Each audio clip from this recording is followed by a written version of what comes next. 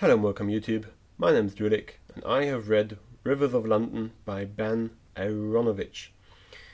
I have read the book quite some time ago, but I still want to make a video on it. I had to read up on it, just to look at a few of the scenes. I don't know the plot. I mean, I do know the plot, but I didn't know every single detail because it was, as I said, quite some time ago. But I still spent some time on reading it, so I might as well use that to make a nice back catalogue of videos. This is the plan. So for this particular series, which shall be named So I've Read Rivers of London, I will not delve too deep into the plot of the book. Of course, I'm going to tell you what the plot is, maybe some spoilers. I'm just going to assume that this book has been read, or that you can at least garner some enjoyment out of just me plainly reviewing it. There will be different formats where we'll go by every single plot point of the book, particularly if it's not very well structured and makes no sense. Then it's actually very funny to see the process of how one scene goes into the other, which is pretty arbitrary.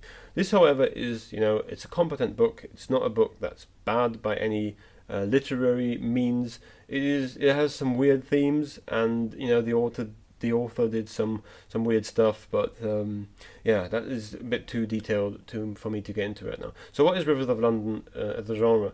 It is urban fantasy. I'm not a big fan of urban fantasy. That being said, I haven't read much of it, so maybe the right book has to come along and has to convince me of urban fantasy. It is basically Harry Potter with policemen. We are talking about Peter Grant. Peter Grant is our protagonist. It is written from his perspective, so the book is in first person, and we are seeing all of the events unfold from Peter Grant. Now, this does from right the get-go. It does something very good. Because he's of course not into this whole magical world, so we can, as the reader, see how we get into this particular magical world and the magical thinking, because he himself has to learn it, and he is the proxy to ask the questions that the readers ask himself. Now, that of course doesn't mean that he's very good at it, but he doesn't particularly ask any very interesting questions, like why has no one ever tried to go public with the idea of magic, which is generally, when it comes to setting, this is like one of the main themes it always goes rather unexplored. You always have these kind of also young adult things, where you go to a magical boarding school. Harry Potter has kind of tread that loose, this whole avalanche of these magical urban fantasy things. And it's always very odd that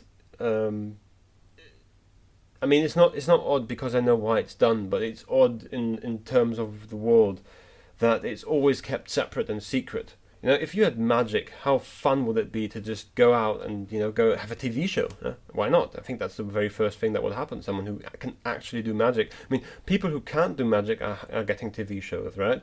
They're like illusionists or something like that, or in the worst part, they are scammers.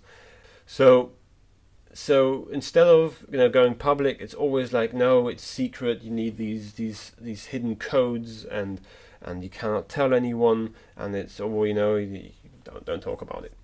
This is a criticism I have to levy against Harry Potter as well. Just as a basic concept, as a basic principle, it's like there's no actual good reason for wizards to keep themselves separated from normal, regular muggles. There is really no good reason.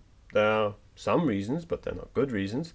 They can basically solve the energy crisis, right? Like global warming, just magically make it less hot, or even better, instead of using fossil fuels, just magically turn the turbines and never have an energy problem ever again, because apparently magic is like a limitless resource. But these are things, they are not done inside of a story generally, because then you would have to have an entirely new society, and you would have to world build a world in which magic and non-magic users are living together, and how that would shape that society, and this is generally not something that people want to do. People want to know what it's like to have magic in the world we already know. So you necessarily have to keep the two separate from one another, whether or not that makes sense. And it's fine. It's something that is called suspense of disbelief. I don't dislike Harry Potter because muggles are kept in the dark, for some ominous reasons. I mean, of course, a lot of problems, like how does no one know about this, are easily solved through magic, at least in that book. And because they always just magic away the memories. For if somebody saw something, and this is like immediately a problem in this book, Rivers of London, because magic is real, and on top of that, it has been scientifically quantified and been found out by Isaac Newton. So Isaac Newton was one of the pioneers who did, on the one hand, actual science, and on the other hand, did science on magic, and was also someone who was into magical thinking. Now, unlike a young adult or even a children's book where you have this idea of suspense of disbelief, this is kind of like adult urban fantasy. And I'm really, really struggling with the idea that magic in this particular book series is not something widely known, because, of course, if you are a scientist, you publish your scientific findings, but for some reason, you do not publish your magical findings. They are something that are to be kept in the dark. Also, there's nothing said about like memory alteration. So apparently this has been known for about 300 years in this particular world, in this particular setting, and no one has ever seen anything magical, and if they have, they were in on it. So the way this is explained is there's an old boys club, where within the police there is like a special unit for magic, and they are the only ones who know about this, and they levy their power and their influence, so nobody actually asks any questions. They forge reports as well. No magical alteration. So it's very difficult to imagine a world in which magic is real, in which no one has ever accidentally stumbled upon it, on live TV or something, somebody who is magically inclined sneezes and like a fireball comes out of them. Like this never happened. But it's possible because it is magically and scientifically quantifiable magic. So this is a bit odd. But again, just the very premise of the book, which is a problem for me as a very rational person, might not be a problem for everyone. I just accepted that and moved on. It's not a make it or break it type of thing. So what are we doing? We are looking at Peter Grant. Peter Grant is the black protagonist of this book. He's a police constable who just got out of the academy, getting into all of this, and he randomly, because he has the gift of seeing ghosts, interviews a ghost at a crime scene. And the crime scene that the book starts on as well is the product of a magical crime. So they actually need to have the Inspector Nightingale, which is his mentor and his teacher, someone who does this for a very long time, and he kind of teaches Peter Grant, the young upcoming constable, the ways of magic, and this is how it all starts. To give you a brief plot summary, there is a spirit of unrest and rioting in London, so whenever riots in London have happened, it has not been because of psychological mob mentality, it has been because an ancient spirit possessed everyone and made them jealous. Fine, I guess. It's not very good for a literary perspective, but again, it's not literary, it's just fantasy, it's urban fantasy, it's a light read, it should be a light read, it's just a fun exploration, it's not about the human condition, it's good, every single book has its place. I'm not going to criticize that on these grounds because it's not aiming to have that kind of scope. Fine. So this is what happens. Several people are taken over. Now the process of taking over, because magic is something that everyone can do, but apparently some people are born with the gift of sight or something. It's not very clear on that, but a person or a ghost can possess a body, and can use that body to perform magic, because magic is again something that is scientifically quantifiable. So it can be used through another person, through a vessel, even if they are not magical themselves. This is very important because several normal, regular people are being taken over. Now, what happens with that is apparently there is an overexertion because you need to use your energy to do that, and of course you can also contort the faces so you can look differently, but what that does is it completely messes up your face because it's contorted by magic or something, and because magic is very destructive to human flesh for some reason, your skin gets detached and you die. That is, of course, until the end, where they get medical assistance going. So you can survive this ordeal of being taken over if you get the proper precautions that your face does not melt off. I know it's a very strange idea that it's just a face that melts off, but for the rules that have been set up by the author, this is particularly what happens. So people can do magic, and this constable, Grant, learns magic as well. They are in a special room, which has also been in generations of magicians' hands. Of course, I mean Isaac Newton with that. He was the very first magician, and they are in a place that is called the Folly, which is their base of operations. Interesting thing to note is that electricity and magic don't mix, so as soon as you use electricity or an electrical device while you do magic, everything just fries because it's apparently electromagnetic energy. So they are using rather old things. So and the Expector Nightingale, his mentor, was also very averse to technology for these reasons, because he never got into it because he's so magical and everything always broke in his hands that he apparently got quite frustrated. And of course, if you pick up your phone and it just dies because you're just that magical, it would be quite annoying. So I can understand that. But and he also drives an old car that has very little electronics in it, namely a Jaguar, which is very uncouth for a British policeman. But whatever, he's a detective, he can do whatever he wants. He has magic.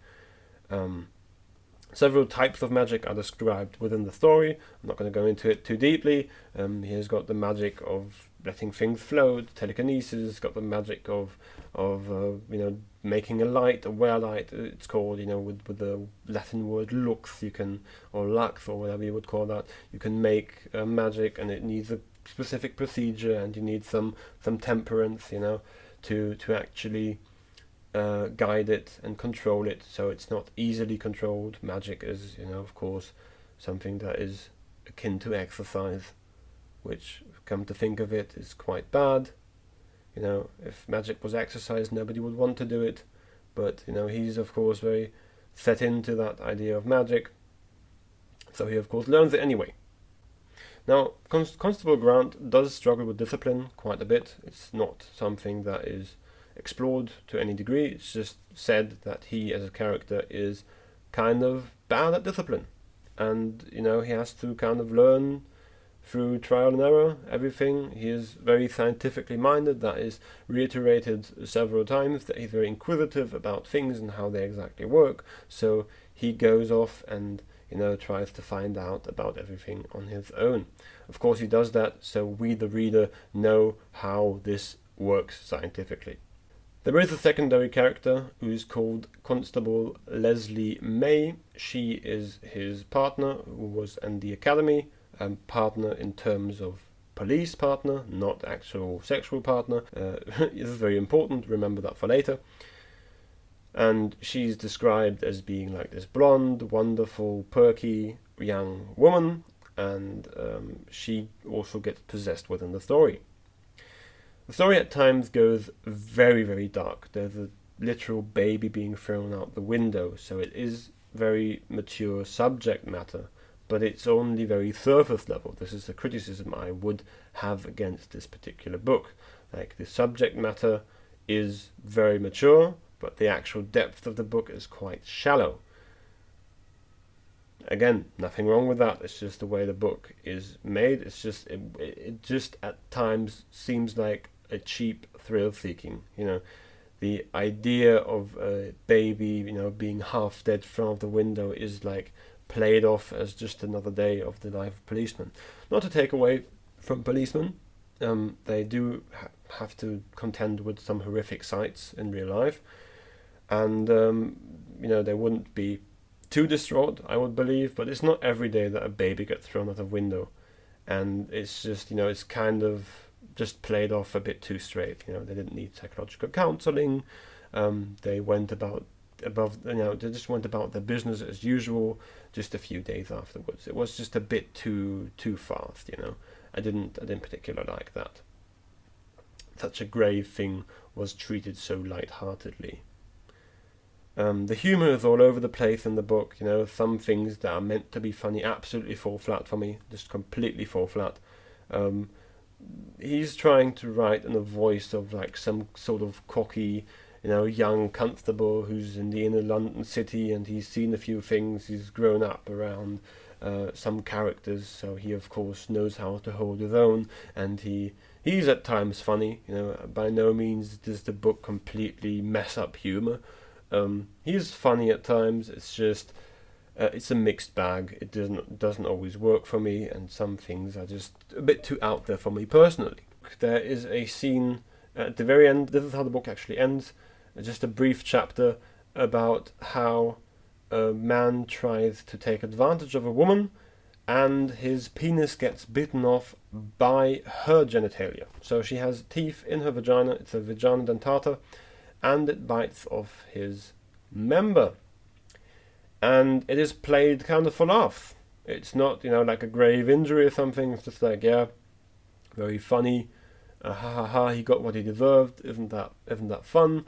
And then they go home, and he finds out that the maid of the folly, who is this demure Edwardian maid, actually maybe has been the perpetrator of that particular one. And it kind of ends on that funny note, that she actually went into town and bit someone's dick off. It might be a little bit all over the place in terms of tone. The book culminates in a weird theatre scene where the ghost of riots in London takes over a lot of the people, and takes over, of course, also Leslie May, whom we are very concerned about her beautiful face, that it shall not melt off. And, of course, in the end, he's defeated by some means. Another interesting theme, why the book even is called Rivers of London, is that the rivers actually have old ghosts and spirits in them, and these old ghosts and spirits within them have incredible powers, and they possess human forms. People who have died within the river, there's a young woman who is a River Thames spirit, who just had thrown herself into the river and died, and her body was of course retrieved by the river, taken over to be the next incarnation of that river. And the little confluences of the river and the little side rivers, they are also all children of the big mother river, and the rivers are separated in northern and southern Thames, and the southern Thames is the female and the northern one is like a male or something. I don't know, I didn't really get that, and it's a bit too long ago. Nothing in that particularly struck me as very original or like a very interesting thought that I actually absolutely needed to spend more time with this particular theory. It was just like a fun idea, a fun setting. The rivers are people. Yeah, that's just another dimension of the story, and I think it's more important because Rivers of London, this was the first book in a series of books, and I guess that this particular world and the world building continues.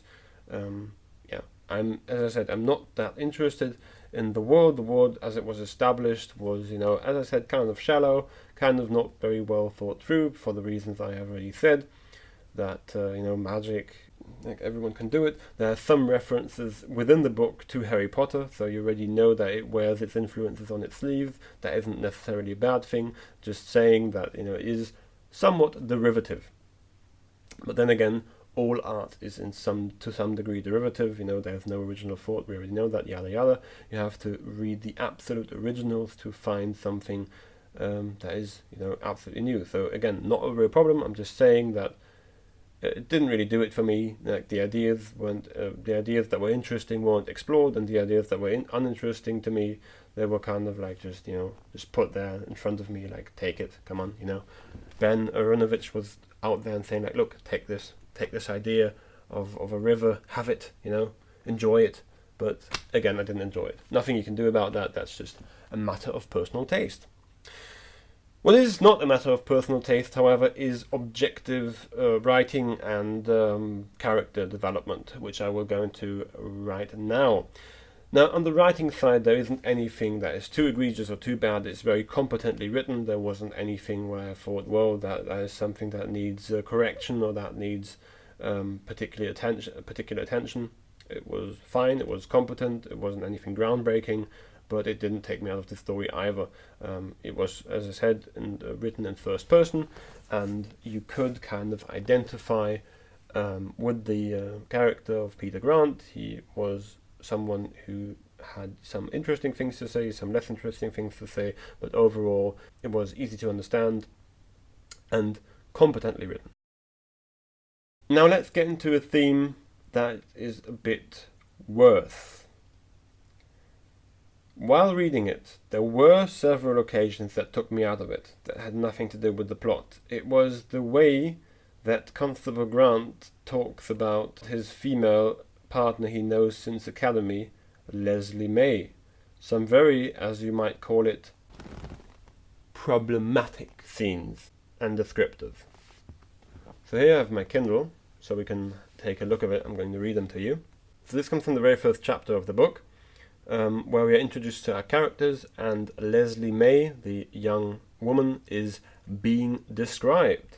I was guarding the church end, where I could shelter in the porticio, and WPC Leslie May, my fellow probationer, guarded the piazza side, where she could shelter in the market.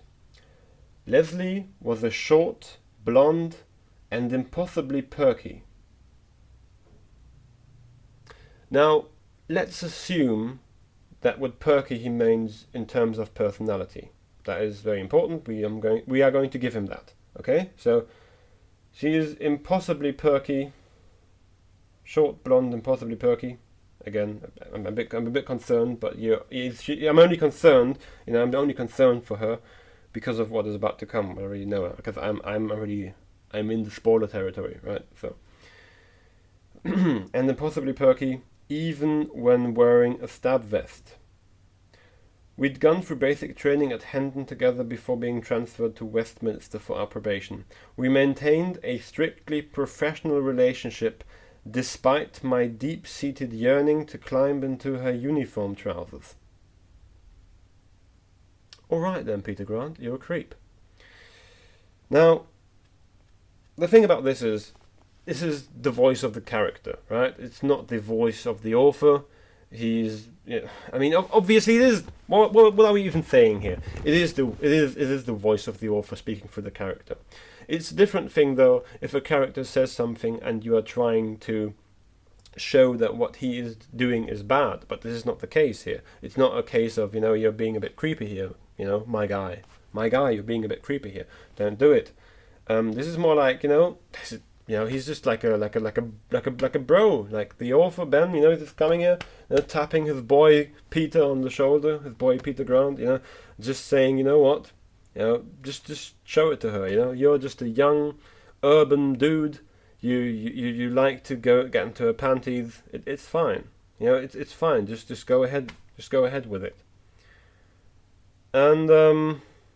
And I don't agree with that, because it's so incredibly devastating to be with a work colleague who you think you have a very nice and strictly professional relationship with, as he describes, and all you want to do is have sex with someone. That is, I don't know, it's kind of damaging. It's kind of wrong. It's actually kind of wrong, And it's okay if he feels that way, but he like feels that way as a player.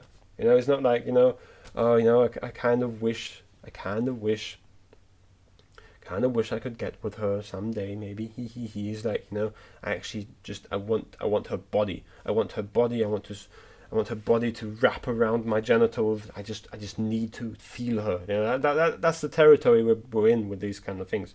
And to show you that this is not like an isolated instance, because if it only had been this little thing, I would say, like, you know, well, whatever, Peter Grant is a bit horny from time to time, why not? No, this is not an isolated instance of something. Here I have written down what is the little summary, which you usually have on the back of the book, of the ebook version of this whole thing. And it is written a very short excerpt where Peter Grant sums everything up in his life. So it's also first person, not third person, so you know what you're getting into. And, you know, there's some sentences before this, and look at this. And he says, "My only concerns in life were how to avoid a transfer to the case progression unit. We do paperwork, so real couples don't have to. And finding a way to climb into the panties of the outrageously perky Leslie May." So, he indeed fought. He literally thought that sentence of wanting to get into the pants of somebody was so good that he had to use that on his book sleeve.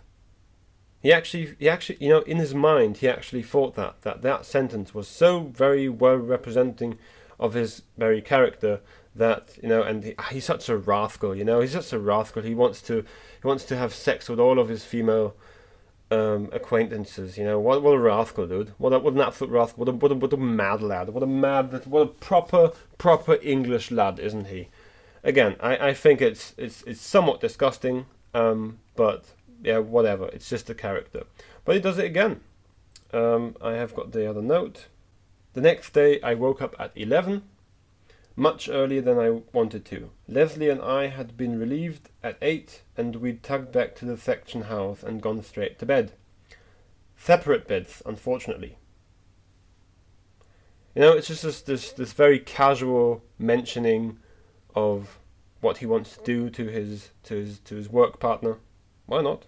This is just a stand-up guy, you know. And again, another scene. They are blackout drunk, because that's apparently what officers do after hours. I mean, why not? You have a stressful day, you go drink something with your female colleague. And then he writes, "Leslie utterly failed to invite me to her room." Alright. I mean, why are you even expecting her to invite you into her room? You said you had a strictly professional relationship, and you haven't really shown any interest apart from being an absolute creep. And this is our protagonist. I don't know how to feel about that. I have very conflicted feelings. So let's talk a bit about the theme of perpetually wanting to have intercourse with someone who confides in you as a friend, and why that might or might not be a problem. So, you see, I understand where he's coming from. This is a feeling that is not foreign to many men. They do enjoy the company of a female, and they are attracted to her as well. That is a theme. You could have that you could have that, but it's a bit sleazy. It's a bit weird, and I don't think it's becoming of a nice character. It's not even explored as a flaw. If that was a flaw, I would be on board. You know, you can have everything. You could have sexual rape thoughts about her. I don't care if it is explored and if it is handled in a manner in which it is mature. But this is immature. This is the idea that he just wants that, and he's just a very fine young lad for being that. And it is disgusting. It is just disgusting how the author has used him in that particular case. I just wanted to call him out on it and highlight that, because it's very weird, and there's no way you can tell me it's not weird. But had it only been that, I would have been like, all right, you know, I don't particularly enjoy that aspect of his personality, but all right, you know. Move along with the scenes and show me what you got, you know, show me what you have in terms of a greater overarching story.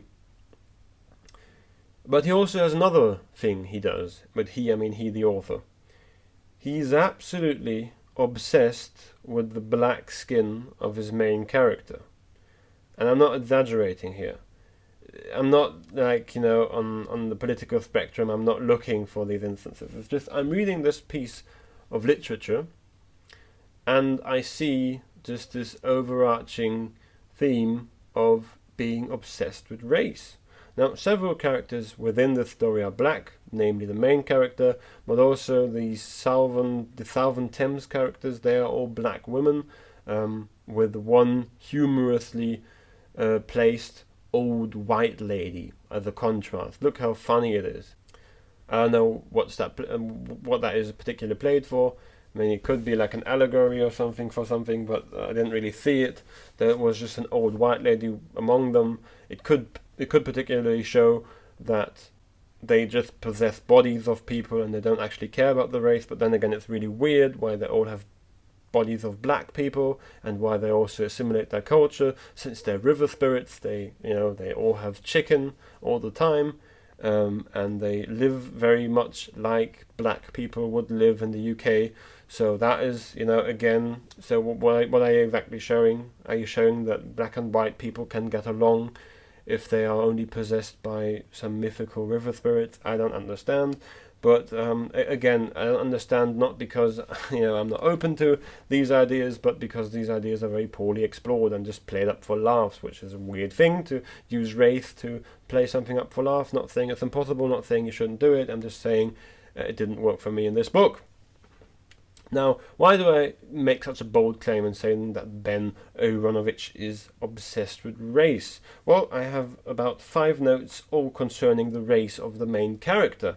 Now, when he's first introduced, you're not sure that he is a black man, but be assured that Ben Aaronovitch is very quick to tell you that he is indeed very black.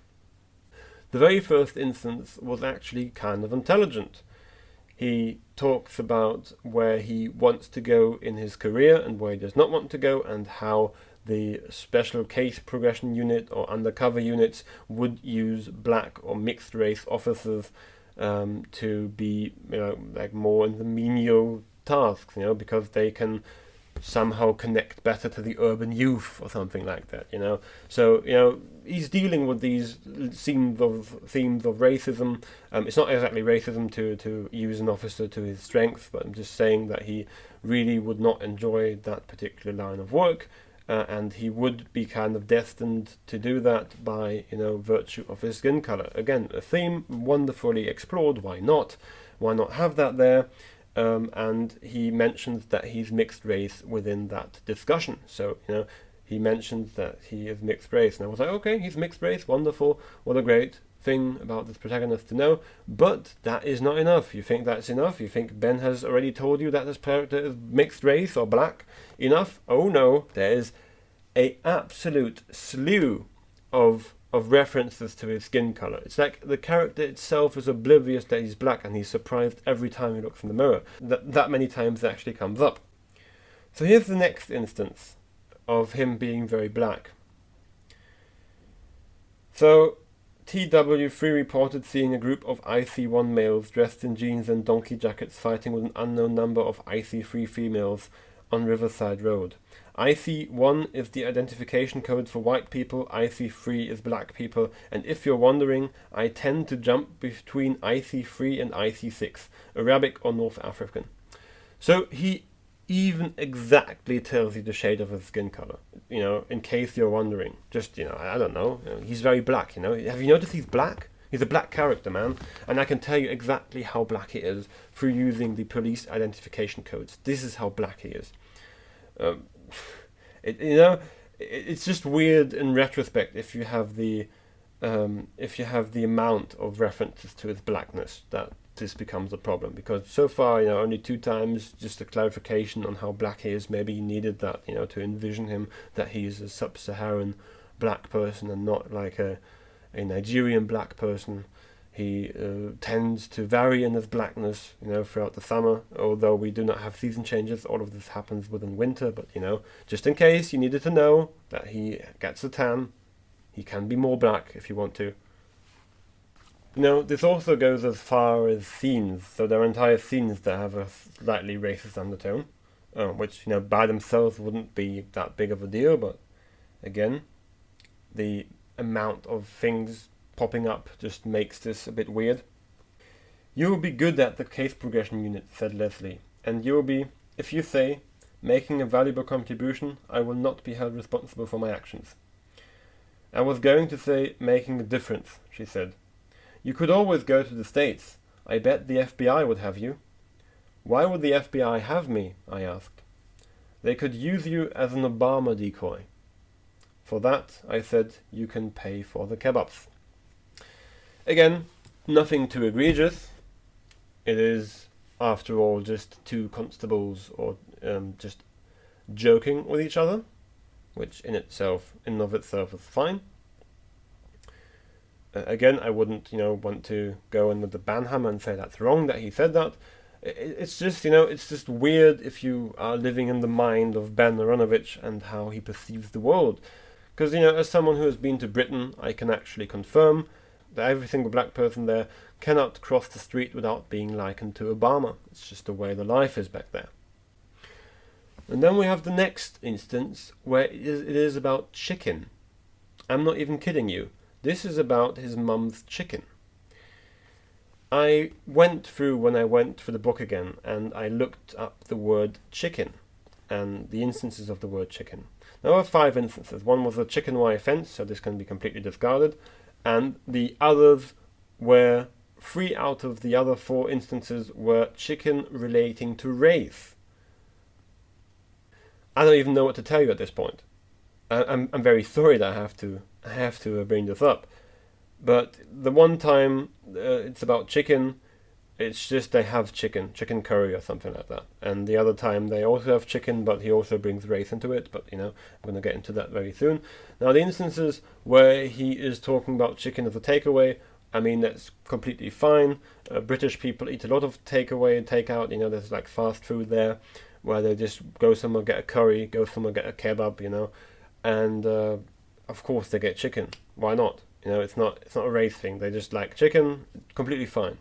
The other 3 instances of chicken, one of them is again with takeaway, but the takeaway is being likened to the chicken of his mother that he ate back in West Africa.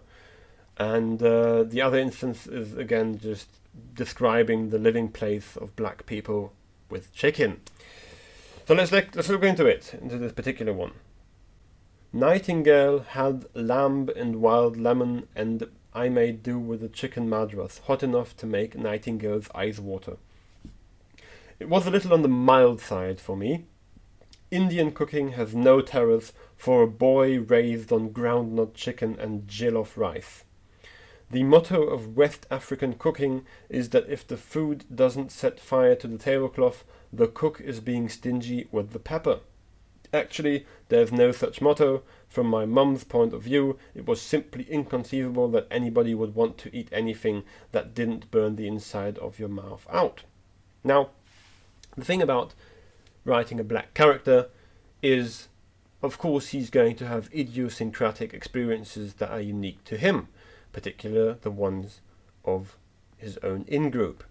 It's not wrong to talk about that. What I actually find is kind of weird is if you look like this. Look, I've summoned Ben Aaronovitch. What I actually find is kind of weird is when you do that and you speak for an entire community, which is what he does here. He talks about entire West Africa and how they cook. And he even stops himself. He says, well, you know what? This is actually not a motto. I was just trying to be funny within my character, within my Peter Grant character. I'm just telling you like outrageous things about West African cooking. It's not actually true. It's just something my mum did. All right, fine. Still, I think it's kind of assuming, over an entire group of people, but, whatever. Ben knows best. And then we have another instance where he describes the living place of the river people, the Black River people. It says, I knew exactly the style of home I was in, from the walls painted hint of peach to the kitchen full of rice and chicken, and the Morrison's own brand custard cream biscuits. Again, he uses chicken as a race identifier. Do you see the problem yet? There's another instance of chicken where his black mum makes some groundnut chicken, which again is just a part of his lifestyle. You know, there is an instance in which people say, write what you know, do not write what you don't know, particularly if you are writing about different races, or you're writing about different, about people with different background. It's really difficult for you to relate to it. If I wanted to write about a perfect British black person, I of course would be lacking in some experience, seeing as though I am quite pasty. That does not mean, however, that I think that no white person should ever write a black character or write about black people. The issues are actually quite complicated. You have to avoid tokenism, as he unfortunately does not do, and write a very strong and nice character, which he also does not do, seeing as how overtly coveting he is about his working partner. So I don't really think Peter Grant is a very good character. I don't think he's explored very well. I don't think he's a good example of black people, and he's just, he just paints him as this horny sex fiend with an obsession about race. Now, should a white person be able to have a black character? Absolutely. It has to, of course, be done right, and it has to be believable as well. I don't know one singular person who is that obsessed with his skin color. It is tokenism at its finest. And it's interesting because it came at a time where I read another book, which was Artemis by Andy Weir, which did have some similar themes. His character was a female Muslim woman, or ex-Muslim woman, who was living on the moon. I think she was Persian or something like that, but don't quote me on that. I don't actually know. And there was one instance, also of course written from the first-person perspective, where she went to describe that she was disguising her with a niqab, which is of course the traditional headdress which completely obscures the face, which makes incidentally a very good disguise. Now, he in the book says something akin to the lines of, okay, you can stop pretending now to know what a niqab is. It is a traditional headdress that obscures the face, He actually spells it out for you, the reader, and he does so in the most condescending way possible, which is really weird because he himself is a pasty white dude. And this is the real crux of the problem. I have no problem with someone being white writing a character of a different skin color. That would of course be in turn also very racist of me. I actually write sometimes, and I also have a black character, so and I also am not all too sensitive with a skin color by times as well, but I try to keep it to a minimum. It is at the point where you have constant references and you treat the reader as you are informing them about a lifestyle that you yourself cannot know, while being of the same race, that is just incredibly hypocritical and weird. If a black author writes something, he wouldn't tell you about, oh, and I bet you didn't know about this. You bet you didn't know that we slice watermelon in the summer and that we dance on the streets with our guns and do drive-bys. I don't know. That's like weird references to black culture. I don't know, in America. They don't do that. They have their very normal human struggles. Of course, they do things that are idiosyncratic to their communities, and maybe they would explain them to appeal to a wider and general audience. Sometimes they would have to explain something which is very particular to their region or to their race or whatever they do, and they would explain it. But they wouldn't explain it like in a ha ha ha, I'm so funny, or look at me and you didn't know that about my race, you're secretly racist, and I'm not racist because I researched this for my book. And it just seems so desperate. It seems like such a desperate attempt in clamoring at pandering to a specific demographic. And this is why people do not like representation, because it so often devolves into tokenism. So but if you are not that race, and and if you want to write a good character, well, what do? It's actually really simple. You write a very good character, and then you think, well, where would the race naturally come into play? Is there somebody who is racist toward you? And then the story works. You don't write your character like he's constantly this beaming beacon of blackness. It's just weird because nobody is like that in the real life. At least nobody that is, sane, at least. And then you also have to contend with the fact that he made him to be an absolute creep. So he's not a very good character. And you made him black. and you made him your token. You tried to be the savior and the hero of all black people. Look what I have created. I have created a character for you. Look, take it. Take this black character and see all the virtue and the research I did for it.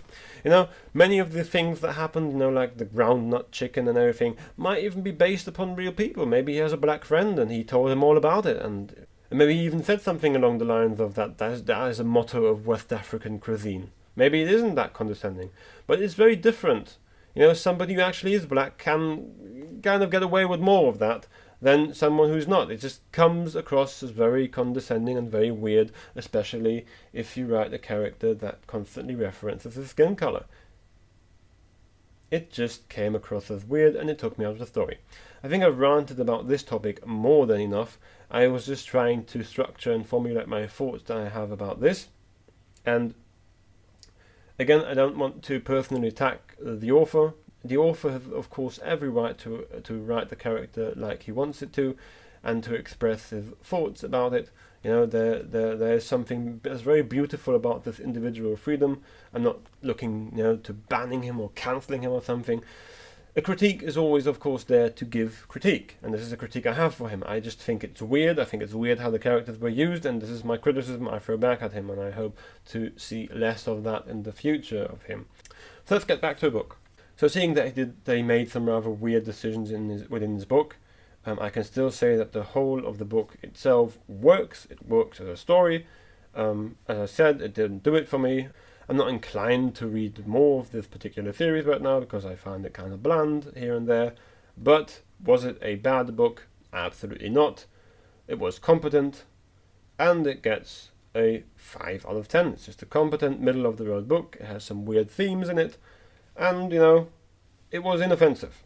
I went through it, I had something to talk about, I could explore the idea of race and tokenism through him, so I'm very thankful for that. These are my thoughts on the book. Would I recommend it? Only if you're interested in urban fantasy, in particular in magic, even if it's not very well explored, at least for my taste. Then, of course, give it a go. It's competent. And to say something positive about it, it has an absolutely quintessentially British charm about it. So I very much enjoyed that. It was just very fun seeing scenes out of London, you know, the place where I was born, and you know, constables, and you had a proper Cockney British geezer, so that was a lot of fun as well. He was a ghost, but it was still very much enjoyable, and you know, it wasn't bad. It wasn't overall, I have to say, it wasn't bad. It wasn't bad. It had bad elements in it, but as a whole, it wasn't bad. And I can see why this is a popular series. That has been all for this book. See you next video.